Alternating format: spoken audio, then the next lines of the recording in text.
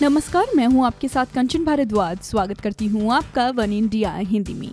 मोदी सरकार में केंद्रीय मंत्री सुषमा स्वराज ने राहुल गांधी को एसपीजी सुरक्षा हटवा लेने की बात कही है।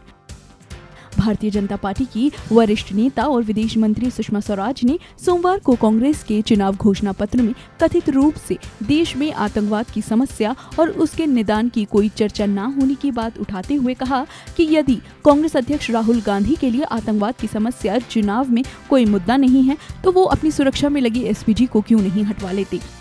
वो सोमवार को मथुरा में बीजेपी की सोशल मीडिया इकाई द्वारा आयोजित कार्यकर्ता सम्मेलन को संबोधित करने पहुंची थी। उन्होंने कांग्रेस और महागठबंधन के दलों को आड़े हाथों लेते कहा वो जनता की नब्ज नहीं जानते, जबकि प्रधानमंत्री अच्छे से पहचानते हैं। इसीलिए तो उन्होंने उरी के बाद सर्जिकल स्ट्राइक और पुलवामा हमले के बाद एयर स्ट्राइक के जरिए पाकिस्तान को उसी की भाषा में जवाब देने का काम किया।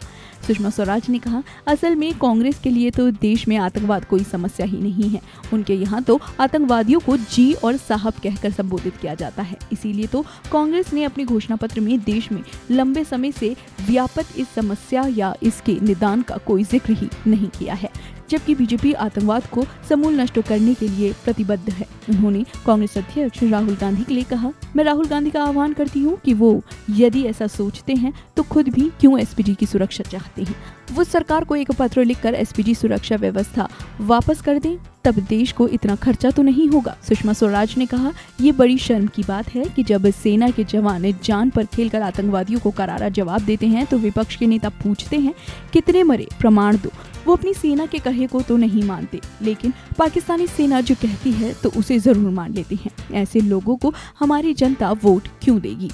उन्होंने उज्ज्वला योजना, जनधन योजना, राष्ट्रीय राजमार्ग निर्माण में तेजी, डिजिटल इंडिया के तहत 1 लाख से अधिक गांवों में ऑप्टिकल फाइबर केबल बिछाने, मोबाइल निर्माण कंपनियों की संख्या 2 से 127 होने, दुनिया की छठी आर्थिक महाशक्ति बनने, पासपोर्ट केंद्रों की संख्या 73 से 159, उत्तर प्रदेश में 46 नए पासपोर्ट केंद्र की स्थापना करने आदि के विस्तृत आंकड़े पेश करते हुए इनका उपयोग हर प्रकार के सोशल मीडिया पर करने की सलाह दी।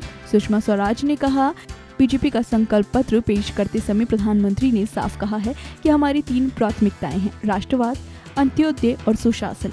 बीजेपी इन तीनों मुद्दों पर अपनी तरह से प्रतिबद्ध है। हमारी सरकार के लिए राष्ट्र की सुरक्षा सर्वोपरि है। अन्य मुद्दे भी जरूरी हैं, परंतु इनसे कोई समझौता नहीं। ये बीजेपी का संकल्प है।